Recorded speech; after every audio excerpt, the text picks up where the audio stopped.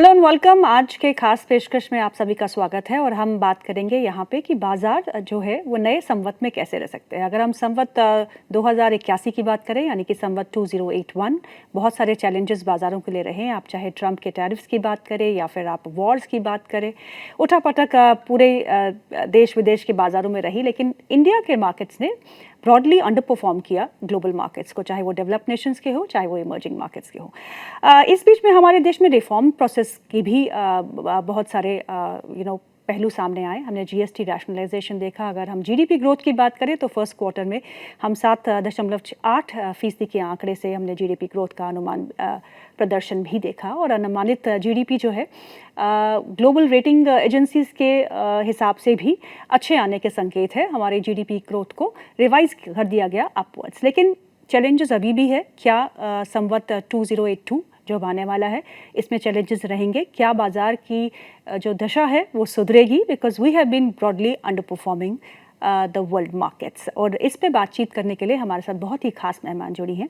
Miss Devina Mehra, she is founder, chairperson and managing director at First Global. Devina ma'am, आपका बहुत बहुत स्वागत है कार्यक्रम में। आपको दीपावली की बधाई हो और आपके दर्शकों को भी। Thank you so much ma'am, आपको भी दीपावली की बहुत बहुत शुभकामनाएं। चलिए शुरुआत करते हैं। मार्केट्स की अगर हम बात करें तो काफ़ी चैलेंजिंग रहा हमारा ये संवत 2081। उम्मीद भी यही थी कि उतने बेहतर रिटर्न्स की हमको उम्मीद नहीं करनी चाहिए थी, क्योंकि हमने पहले 4 साल काफ़ी अच्छा प्रदर्शन दिखाया, बहुत ही उम्दा रिटर्न्स दिए। लेकिन इस बार टैरिफ्स को लेके जो हलचल रही उस बीच में बाजार अनिश्चितता के बीच में ही रहा और अभी भी वही स्थिति चल रही है। कुछ भी क्लैरिटी हमको नहीं दिख रही। तो संवत 2082, इससे हमें क्या उम्मीदें करनी चाहिए? देखिए, इक्विटी मार्केट्स का उनकी यही फितरत रही है, उनका यही स्वभाव है कि जो आप सोचते हैं वैसा नहीं होता है। जी। और इक्विटी मार्केट्स में यही, स्टॉक मार्केट का यही बात है कि ऐसा भी होता है कि आपका 5 साल का रिटर्न 2 साल में आ जाएगा और कभी बीच में 5 साल कुछ रिटर्न नहीं आएगा। तो जब आप इक्विटी मार्केट्स में आते हैं तो आपको ये समझ लेना चाहिए कि ये वॉलेटाइल जगह है। थ्योरी में सबको मालूम है, अगर जी। मैं मल्टीपल चॉइस क्वेश्चन दूं कि सबसे वॉलेटाइल एसेट क्लास कौन सा है, लोग समझ जाएंगे। लेकिन जी। जब वो दौर चल रहा होता है, जब बाजार से रिटर्न नहीं आ रहा होता, गिर रहा होता है या साइडवेज, तो हम वहीं के वहीं ठिठक से जाते हैं। जी। जैसे मैं अगर फरवरी में मेरी किताब आई थी, उस समय मैंने कई पॉडकास्ट किए थे और मैंने उस समय देखा कि मैंने सब में यही कहा था कि अगर आप करेक्शन का इंतजार कर रहे थे हम्म। निवेश करने के लिए, तो आपने निवेश किया क्या? तब निफ्टी 22,000 की रेंज में था, तो वहां जी। से तो ऊपर आया है। जी। और हम लोग कोई भी बाजार का जो भी जिस भी दिशा में जाता है, हम उसके लिए कारण ढूंढ लेते हैं। जैसे जब से बाजार गिरना शुरू हुआ साल भर पहले, हमने बोला कि कंजम्पशन स्लो डाउन आ जी। गया, जबकि जी। कंजम्पशन स्लो डाउन उससे 1 साल पहले आया था। तो ओके। बाजार जब तक चल रहा था तो शायद मैं ही अकेली फंड मैनेजर या कमेंटेटर थी जिसने ये कहा था कि कंजम्पशन में बहुत ज्यादा स्लो डाउन आया है, 21 साल में सबसे कम कंजम्पशन ग्रोथ आया है। हम्म। अब तो वो सब फंडामेंटल्स बेहतर हो रहे हैं। अगर मैं भारत का कहूँ हम्म। तो ये कंजम्पशन ऊपर जा रहा है। सबसे बड़ी बात है मुद्रास्फीति की दर, इन्फ्लेशन घटी है, बहुत जी। घटी है। अभी आखिरी वाला आंकड़ा तो बहुत ही अच्छा आया है। जी। तो उससे एक तो ये है कि जो घर का बजट है, घरेलू बजट में जो पहले खाद्य पदार्थों के दाम इतने ज्यादा थे कि आपके पास साबुन शैम्पू के लिए पैसे नहीं थे, वो सब जी। आपके लिए थोड़ा फ्री अप हो रहा है। कच्चे तेल का भाव गिरा है, जिसके कारण बहुत सारी इनपुट्स जो पेट्रोकेमिकल्स होती है उनका भाव गिरा है। तो आपको अब कंपनियों में भी बेहतर नतीजे नजर आएंगे। लेकिन जी। कोई भी ये नहीं आपको बता सकता कि अगले 6 महीने में बाजार क्या करेगा या करेक्ट। अगले संवत में क्या करेगा। मैंने तो करेक्ट। 30 साल तक कभी ये प्रिडिक्शन नहीं दिया। और आप अगर किसी भी सो कॉल्ड विशेषज्ञ का देखिए पिछले 10 साल में क्या क्या कहा और क्या क्या हुआ, तो जी। आपको समझ में आ जाएगा कि ये कोई किसी को ये नहीं मालूम रहता कि 1 साल में क्या होगा। लेकिन मेरी जो सलाह रहेगी आपके दर्शकों को वो हम्म। ये, एक तो कि आप कभी भी 100% इक्विटी मार्केट्स में मत रहिए। और ओके। इक्विटी का मतलब मेरा म्यूचुअल फंड, पीएमएस सब मिला के है। हम्म। और लेकिन जो भी आपका इक्विटी एलोकेशन है वो निवेशित रहने का समय है। यहाँ से कोई बहुत ऐसा मुझे बहुत बड़ा क्रैश का डर नहीं दिख हम्म। रहा है। और 40 सालों में अगर आप 10 सबसे अच्छे दिन बाजार के मिस करते हैं तो आपका 2/3 रिटर्न निकल जाता है। करेक्ट। तो आपका अगर 100 रुपया 75,000 रुपया होता तो वो 25,000 ही रह जाएगा।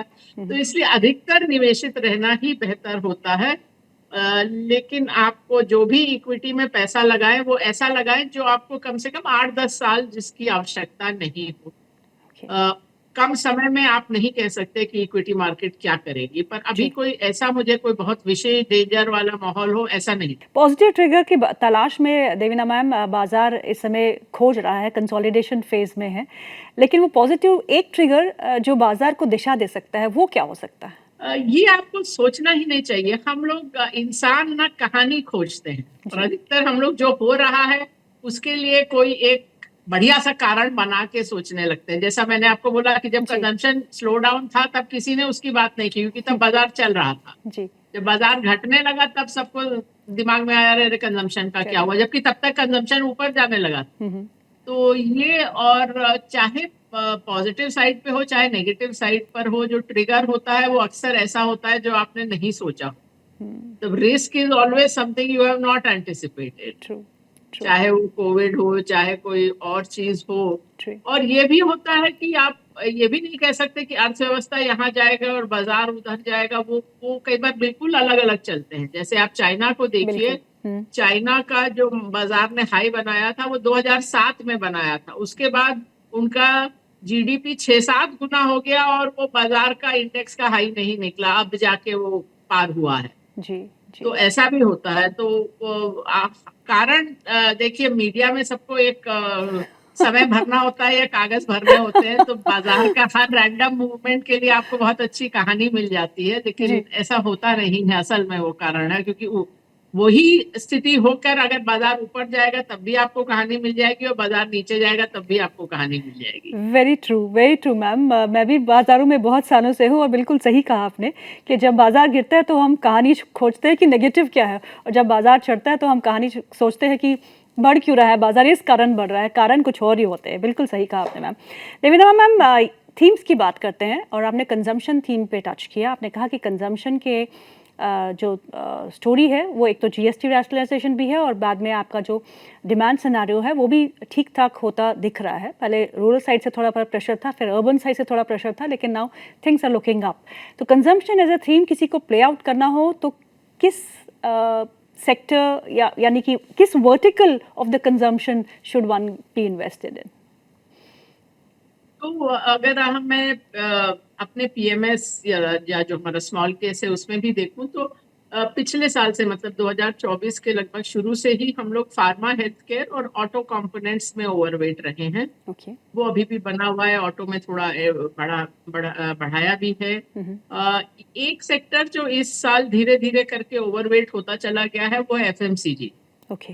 जो आप कंजम्पशन की जी। बात कर रहे हैं। जी। हाँ, एक बात आपने जीएसटी की कही, तो वो जीएसटी ऑफ कोर्स ओवरऑल तो पॉजिटिव है, जी। लेकिन जहाँ पहले मेरा अनुमान था कि दूसरी तिमाही के रिजल्ट, मतलब जुलाई से सितंबर वाली तिमाही के रिजल्ट काफी बेहतर होंगे, ये जीएसटी के कारण थोड़ा कंफ्यूजन रहा। उपभोक्ताओं ने कुछ परचेजेस को थोड़ा टाल दिया, और जब वो अनाउंसमेंट भी आई तो सारी कंपनी, चाहे वो ऑटो हो चाहे एफएमसीजी हो, सबके लिए एक वो पाइपलाइन में इन्वेंट्री थी कि उसका क्या करना है, जो डीलर के पास है, डिस्ट्रीब्यूटर के पास है, रिटेलर के पास है। तो वो उस चक्कर में कुछ हफ्तों के सेल्स को नुकसान हुआ। तो मेरे हिसाब से वो नतीजे जो दूसरी तिमाही में शायद ज्यादा बेहतर होते, वो अब तीसरी तिमाही में जाके होंगे। पर ओवरऑल तो उससे बहुत फर्क नहीं पड़ता। बट मैं ये जरूर कहना चाहूंगी कि हो सकता है दूसरी तिमाही के नतीजे उतने अच्छे नजर नहीं आए, तो उसके लिए तैयार रहिए। ओके। और जहां तक सेक्टर्स का प्रश्न है, बैंक्स में भी हमने वेटेज बढ़ाया है। ओवरवेट तो नहीं है, पर अधिकतर हम लोग बहुत अंडरवेट रहते हैं,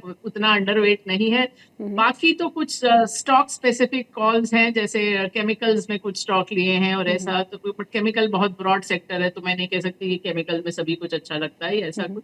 तो ब्रॉड बेसिस पे यहाँ पर हम लोग ओवरवेट हैं। देवेना मैम, आईटी आपके लिस्ट में है या फिर आपने उसको राइट ऑफ कर दिया है फॉर द टाइम बीइंग? नहीं, राइट ऑफ तो नहीं किया। हमारे पीएमएस में लगभग मार्केट वेट के करीब होगा, बहुत कम भी नहीं है बहुत ज्यादा भी नहीं है। और मेरा ये मानना है कि जो इंडियन आईटी सर्विसेज कंपनीज हैं उन्होंने बहुत तरह का मतलब बहुत बार एक तरह से कहूँ तो उनकी ऑबिचुअरी लिखी गई थी, एक जी। Y2K से लेके जब वो क्लाउड आया, इंटर डिजिटाइजेशन आया, बहुत तरह के डिसरप्शन आए हैं, तो वो एआई भी वो उसके लिए वो लोग अडाप्ट कर जाएंगे, उसमें मुझे कोई बहुत शंका नहीं है। अच्छा। ये जरूर है कि आप, वो तो हुआ कंपनीज के लिहाज से, लेकिन अगर मैं अर्थव्यवस्था या भारत की तरफ से देखूं तो वो एक सेक्टर था जो बहुत बड़ा एम्प्लॉयमेंट जनरेटर था। आप जी। पिछले 25 साल में देखें तो आईटी और उससे रिलेटेड सर्विसेज ने ही बहुत बहुत एक डायरेक्टली भी, और फिर ये होता है कि आपने एक किसी को वहां पर नौकरी मिली तो उसके साथ साथ एक और, मतलब सिक्योरिटी गार्ड, ड्राइवर, यस। घर का स्टाफ, फूड डिलीवरी, सब, रियल एस्टेट, बहुत चीजों को बूस्ट मिलता है। तो हो सकता है वहां काफी हद तक रोक लगे और आपके लिए वो उतना बड़ा एम्प्लॉयमेंट ड्राइवर नहीं रहे। ये अगर अनलेस वो कुछ कॉम्पनसेशन होता है कि ये टैरिफ के कारण जो जीसीसी कहलाते हैं, जी। जो अंतरराष्ट्रीय कंपनियां यहाँ अपना ऑफिस लगाती हैं, जी। वो शायद उसमें कुछ बढ़ोतरी हो। अभी भी ये नास्कॉम का लास्ट डेटा भी जो है उसमें हमारी जो इंडियन आईटी सर्विसेज कंपनी और जीसीसी लगभग बराबर हो गई है, लगभग दोनों 50-50% हो गई हैं। ये अलग बात है कि मेरा एक बहुत मुझे जिस बात से बहुत कोफ्त रही है पिछले 20 सालों से, कि हमारी जो आईटी सर्विसेज कंपनीज हैं, इतना कैश है, इतने लोग हैं, फिर भी आर एंड डी में कुछ नहीं किया, वैल्यू चेन में ऊपर जाने में कुछ नहीं किया, आप वही का वही बिजनेस अभी तक कर रहे हो। पर बिल्कुल वो सही। अलग चीज है, मुझे नहीं लगता कि ऐसा कुछ उनमें मतलब जो उनका कोर बिजनेस है वो तो चलता रहेगा। मैम, पीएससी स्पेस की बात करते हैं, पब्लिक सेक्टर एंटरप्राइजेज, उनका प्रदर्शन पिछले कुछ सालों में काफ़ी अच्छा रहा है। आप चाहे डिफेंस देखें, चाहे रेलवेज देखें, लेकिन करेक्शन भी बहुत अच्छी हमको इन स्टॉक्स में देखने को मिल रही है। वैल्यूएशन के हिसाब से आपको डिफेंस, रेलवेज और पब्लिक सेक्टर जैसे कैपिटल गुड्स की कंपनियां हैं, कैसी लगती हैं? देखिए, पब्लिक सेक्टर तो खैर बहुत ब्रॉड कैटेगराइजेशन है, उसमें ऑयल कंपनीज भी जी। आती हैं, जी। बैंक्स भी आते हैं, ये वो। पर अगर आप जो कैपिटल गुड्स की बात कर रहे हैं, मैं पब्लिक सेक्टर नहीं, ओवरऑल कैपिटल गुड्स में हमने जो एंट्री की थी वो बाजार से बहुत पहले की थी। हमने 2021 अक्टूबर में हम लोग ओवरवेट हुए थे कैपिटल गुड्स इंडस्ट्रियल मशीनरी वाले सेक्टर में। ओके। जो बात लोगों को 2023 में समझ आई, 2-2.5 साल बाद, जब वो स्टॉक्स ऑलरेडी दुगने तुगने हो गए थे, तो लगभग 3 साल हम उसमें ओवरवेट बने रहे। अभी लगभग मार्केट वेट के करीब होंगे। Public sector capital goods company हमने बीच में थोड़ी थी, अभी कोई विशेष नहीं होगी। ओके। थोड़ा मतलब अधिकतर जो नए निवेशक होते हैं उनको लगता है कि बड़ी ऑर्डर बुक हमेशा अच्छी चीज होती है। जो यहाँ पर काफी समय रहे हैं उनको मालूम है कि सरकार को सप्लाई करना इतना आसान काम नहीं होता है, क्योंकि करेक्ट। सरकार से पैसा निकालना मुश्किल होता है। और आप पुरानी कंपनीज जो डिफेंस में भी रही हैं उनसे भी बात करें तो आपको यही सुनने को मिलेगा कि पैसा निकालना मुश्किल होता है। अक्सर सरकार थोड़ा पैसा रिटेन कर लेती है कि बाद में जब सब कुछ ठीक से चलेगा तब देंगे, और वो पैसा निकालने में आपका रियली आपका पसीना ही नहीं खून निकल आता है। बिल्कुल। और भी बहुत सारी चीजें हैं, प्रोजेक्ट में ओवररन हो जाता है तो ओवररन का पैसा मिलेगा या नहीं, तो उसमें बहुत मैं बैंकर भी रही हूँ और एज इक्विटी एनालिस्ट भी, सरकार को सप्लाई करना हमेशा एक रिस्क एरिया हुआ करता था। बिल्कुल। अभी शायद नए निवेशकों को ये बात पूरी तरह से समझ में नहीं आई है। जी। डिफेंस में कुछ पसंद है मैम आपको? अभी फिलहाल तो हम लोग कुछ खास तो नहीं है हमारा, मतलब रहा है एक दो स्टॉक्स यहाँ वहां पर, ऐसा कोई बहुत बड़ा ऐसा सेक्टर हो जिसमें बहुत कंसंट्रेशन रहा हो, ऐसा नहीं रहा। मैम, सोना और चांदी दोनों रॉकेट बने हुए हैं, पता नहीं कहाँ थमेंगे। अब बहुत सारी रिपोर्ट्स ये भी आ रही है कि गोल्ड माई गो टू $6,000 के लेवल पे, चांदी को लेके 100 के लेवल्स भी आ रहे हैं। और जैसे कि आपने प्रोग्राम के शुरुआत में कहा कि 100% इक्विटी में नहीं होना चाहिए। अब जितना भी परसेंटेज इक्विटी में है, बाकी कहाँ लगाना है, कहाँ पे निवेश करना है? तो आपको एसेट एलोकेशन करना चाहिए, और दिवाली अच्छा समय है, नया संवत अच्छा समय है कि आप सोचें कि कितना इक्विटी में होना चाहिए, कितना फिक्स्ड इनकम, जिसमें फिक्स्ड डिपॉजिट से लेके आपकी जो टैक्स सेविंग स्कीम्स और even fixed income mutual fund, ये सब आते हैं। रियल एस्टेट में आपका शायद चाहे अनचाहे हो ही कुछ इन्वेस्टमेंट, वो भी देखिए कितना है। सोना चांदी में भी आपका निवेश होना चाहिए, पर बहुत अधिक नहीं, 25-30% नहीं होना चाहिए मेरे हिसाब से। आपका मतलब 10% से कम ही होना चाहिए। और मैं देख रही थी आजकल ये सारी हेडलाइन आ रही है कि सोने में इतनी तेजी 1979 के बाद पहली बार आई। जी। तो आप देखिए कि 1979 के बाद क्या हुआ। हम्म। तो 1980 में सोने ने डॉलर टर्म्स में एक हाई बनाया था, जी। और उसके बाद वो वहां से जब गिरा तो वो लेवल वापस आने में 27 साल लगे। करेक्ट। 2007 में जाके वो लेवल फिर से आया। उसके बाद जो नया हाइक था 2012 में शायद, हम्म। उसके बाद 40% घटा। तो गोल्ड तो बहुत वॉलेटाइल एसेट रहा है। हम्म। तब 1980 के बाद आप 1999 पर आए, 19 साल बाद भी वो 60-62% नीचे था।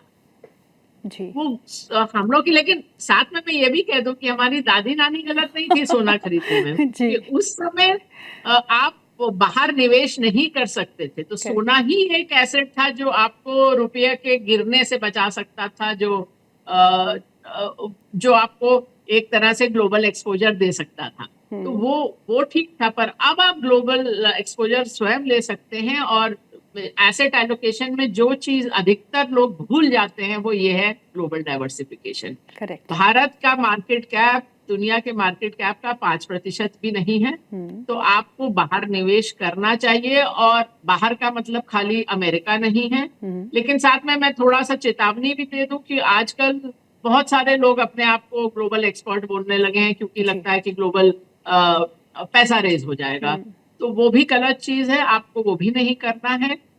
फर्स्ट ग्लोबल में हम लोग 1999 में लंदन स्टॉक एक्सचेंज के मेंबर बने थे। हम पहले ओके। भारतीय नहीं, पहले एशियाई मेंबर थे, जापानीज को छोड़ के। अगले साल एनएएसडी का। तो हम ओके। तो 25 साल से ये कर रहे हैं। पर मैं देखती हूँ कि जिनका पिछले साल तक अपने अकाउंट पर भी ₹1, $1 कहूँ, बाहर नहीं लगा था, आप सडनली बोलने लगे कि हम ग्लोबल एक्सपर्ट हैं, तो उसमें थोड़ा सावधान रहिए। और बिल्कुल। चूंकि मेरे लिए ये कॉज है कि भारतीय लोग बाहर निवेश नहीं करते हैं, हम एक सारे दुनिया में निवेश करने वाला प्रोडक्ट, जो सब एसेट सब कंट्रीज में निवेश करता है, वो हम $10,000 से स्टार्ट करते हैं, जो 9 लाख रुपया भी नहीं है। ओके। नॉर्मली आपको उस तरह का कुछ भी $1 मिलियन से कम में नहीं मिलेगा। लेकिन मैं चाहती हूँ कि आम भारतीय भी बाहर निवेश करें, ये बहुत जरूरी है। हम्म। कम से कम आपका 30-33% बाहर होना चाहिए, धीरे धीरे करके। मैं ओके। एक ही बात आपको बोलूं, जब मैंने काम करना शुरू किया था तो डॉलर ₹12 था। ओ। तो अब सोचिए 90% डिप्रिसिएशन हो गया। तो अगर आप फाइनेंशियल गोल आपके 10-20-30 साल बाद के लिए आप अगर पैसा जोड़ रहे हैं, तो ये आप जी। कैसे भूल सकते हैं कि रुपया इस तरह से गिरता है। करेक्ट। बिल्कुल सही कहा आपने मैम। आपकी किताब मनी मिथ्स एंड मंत्रास, उन उसमें से एक मंत्रा जो आपको लगता है कि करंट सिचुएशन में काफी रेलेवेंट है। यही एक तो मैंने एसेट एलोकेशन और ग्लोबल डाइवर्सिफिकेशन की तो बात की। दूसरी बात है रिस्क मैनेजमेंट। तो मैं कहती हूँ कि दीपावली लक्ष्मी माँ का हम लोग सब पूजा करते हैं, हम्म। पर आप लक्ष्मी माँ का सम्मान भी करिए। एक मोबाइल फोन लेने में आप ज्यादा रिसर्च करते हैं, और एक स्टॉक आप चलते फिरते, किसी ने टेलीग्राम ग्रुप में कहा, किसी ने पार्टी में कहा, किसी ने टीवी पे कहा और आपने ले लिया, तो वो मत करिए। आप उसका सम्मान करिए, और don't be eight extreme ends of the risk spectrum. ये नहीं कि सबका सब फिक्स डिपॉजिट में है, ये भी नहीं कि मैं तो डे ट्रेडर बन जाती हूँ। डेरिवेटिव ट्रेडिंग, क्रिप्टो ट्रेडिंग, हर तरह की चीज कर सकते हैं। वो मत करिए। तो मतलब मैं हमेशा कहती हूँ कि अच्छी इन्वेस्टमेंट कुछ हद तक बोरिंग होती है। हम्म। आपको वो पार्टी कॉन्वर्सेशन के लिए, मजे के लिए चाहिए, तो उसके लिए अपने पोर्टफोलियो का 10-15% रखिए।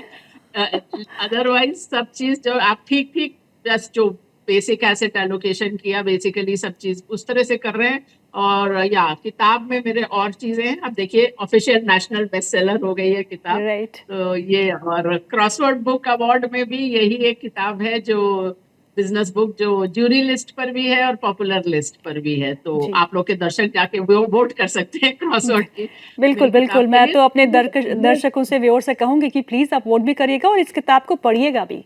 बहुत ही मजेदार अरे हाँ, किताब है और यही था, आपको। क्योंकि मैंने जी। तो थोड़ा और मैंने किताब बनाई भी ऐसी है कि वो जिनका बहुत ज्यादा इसमें एक्सपीरियंस नहीं है, वो भी इसको समझ सकते हैं कि हम्म। उसमें सब ऐसे बॉक्सेस हैं, समरीज हैं, और काफी सारी जो चैप्टर्स हैं, उसमें एंड में क्यूआर कोड आप स्कैन करेंगे तो छोटा सा वीडियो भी उस चीज को हम्म। एक्सप्लेन करता हुआ मिलेगा। तो हम्म। मैंने इसीलिए ट्राई किया है कि समझ में आए सबको। लोग बोलते हैं मेरे 15 साल के बच्चे पढ़ लेते हैं, समझ लेते हैं, तो ये सुन के मुझे बड़ा संतोष होता है बिल्कुल, एक समझ में सवाल, आने वाली। एक जो आपने स्टेटमेंट थी आपकी, आपने कहा था कि FDs and PFs won't save the middle class, so what will save the middle class then? नहीं, मैंने ये नहीं कहा था वैसे, ये एक्चुअल स्टेटमेंट तो मेरा नहीं है। लेकिन मैं वही कह रही हूँ, don't be eight extreme ends of the risk spectrum, okay. कि आप अगर केवल एफडी में है तो क्या होगा। अगर आप सपोज बैंक में है, आपने अगर रोज हर साल 1 लाख रुपया सेव किया, तो 30 साल में आपका लगभग 75 लाख होगा वो। जी। अगर आपने इक्विटी ओरिएंटेड प्रोडक्ट में रहे, बहुत कोई हाई रिस्क भी नहीं, 12-12.5% कंपाउंडिंग हो, तो वो 3 करोड़ हो जाएगा। तो ये 4 गुने का जो फर्क है ना, वो तो आपको मतलब आप अपने पैसे के लिए, मैं बोलती हूँ जैसे कि you work hard for your money, now make the money also work yes. Hard for you. Because yes. अगर आप बिल्कुल ही जीरो रिस्क पे रहेंगे, तो रिटायरमेंट तक आपके पास उतना पैसा होगा नहीं। जो जो बात मुझे समझ में आई, एक पॉडकास्ट मैंने किया था एक बड़ी पब्लिक सेक्टर कंपनी के लिए, और उन्होंने कहा कि कई हमारे लोग ऐसे हैं कि जो रिटायरमेंट के करीब आ गए हैं, और अब उनको लगता है कि अरे नहीं देखा ठीक से। और ये भी समझ लीजिए कि रिटायरमेंट के बाद भी आपको 30 साल के लिए तो प्लान करना पड़ेगा। तो जितने समय आपने शायद नौकरी की है, उतना समय आपको उसके बाद भी मिल सकता है। जी। अगर ईश्वर की दया रही तो आपको उसके लिए प्लान करना पड़ेगा। तो इसलिए don't be, as I said, at extreme ends, कि बिल्कुल जीरो रिस्क नहीं और बिल्कुल ये भी नहीं कि मैं ये डे ट्रेडिंग कर रहे हैं। एक सवाल जो बहुत हमारे दर्शक पूछते रहते हैं कि एफआईआईज की वापसी कब होगी, कब एफआईआईज वापस आएंगे? अगर हम पूरे संवत में देखें तो बहुत तेज़ बिकवाली हमने एफआईआईज की तरफ से देखी थी, लेकिन उससे डबल जो निवेश है वो हमने डीआईएस की तरफ से देखा था। तो एफआईआईज की वापसी के क्या मुख्य कारण हो सकते हैं कि FIIs will return back to our country? मतलब टाइम लगेगा या फिर आना उनका लाजमी है? मैं तो ये कहूंगी कि दर्शकों को इस चीज पे समय ही नष्ट नहीं करना चाहिए कि एफआईआई आएंगे कि नहीं आएंगे और कब आएंगे। जी। क्योंकि ये जो प्रश्न ही है, उसके पीछे क्या निहित है कि एफआईआई खरीदेंगे तो बाजार चलेगा, एफआईआई बेचेंगे तो बाजार गिरेगा। तो सबसे पहले तो आप ये आंकड़े देखिए कि ऐसा होता भी है या नहीं। हमने आंकड़े देखे हैं, और शुरू से देखे हैं, और ऐसा नहीं होता है। मैंने तो ये बिजनेस ही शुरू किया था 30 साल पहले, क्योंकि मार्केट खुला था एफआईआई के लिए।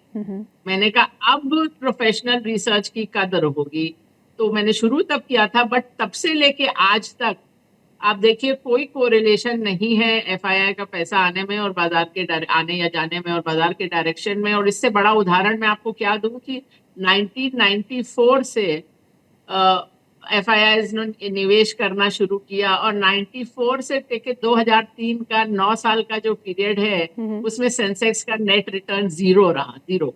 अदरवाइज आप बोलते कुछ समय तो म्यूचुअल फंड जैसा भी कुछ खास कुछ था नहीं, तो आप बोलते कि अरे ये तो बिल्कुल नया स्रोत है पैसे का, जो पहले कभी नहीं आया, तो बाजार कहीं का कहीं हो जाएगा। लेकिन ऐसा हुआ नहीं। तो इसलिए आप उसमें समय मत नष्ट करिए कि एफआईआई आएंगे या नहीं। और मैं तो कहूंगी इस चीज पर ही आप ध्यान नहीं दीजिए कि कौन क्या कर रहा है बाजार में। इस चीज से आपका रिटर्न कम ही होगा, ज्यादा नहीं होगा। चाहे आपके दोस्त हो, चाहे कोई फंड हो, कि कौन क्या कर रहा है और मैं भी वही करूं, तो वो आपके पोर्टफोलियो के लिए अच्छा नहीं है, बुरा है। One last question ma'am, quick commerce companies में नतीजे भी अच्छे आए और उनका प्रदर्शन भी अच्छा रहा as far the stocks are concern. आपको कुछ पसंद है? उसमें अभी हमारा निवेश नहीं है। हम लोग देख रहे हैं, एक तो हम लोग कम हिस्ट्री वाली, कम इतिहास वाली कंपनीज को जरा ध्यान से ही देखते हैं। और अब जितना उन्होंने अपना बढ़ाए हैं चार्जेस, जहां जहां पैडिंग है, मुझे पता नहीं मतलब कब वो उपभोक्ताओं की तरफ से बैकलैश आएगा, या फिर आप एक तरह से स्पेस क्रिएट कर रहे हो कि कोई और प्लेयर भी आ जाए और जो इतना ज्यादा ना चार्ज करे, और लोग अब तो मतलब शिफ्ट करना भी उतना ही आसान है ना। तो करेक्ट। ये बहुत सारी जो कंपनीज हैं, उसमें बहुत बड़ा बैरियर नहीं है, क्योंकि टेक्नोलॉजी तो बैरियर है नहीं। Just a matter of spending money on the branding and you can just replicate that model. तो वो एक और रिस्क रहता है इस तरह के नए काइंड ऑफ जो चीज है। आपको कोई एक्चुअल बैरियर नहीं है। ये सारी जो new tech sort of companies कहलाती हैं, mostly they are either doing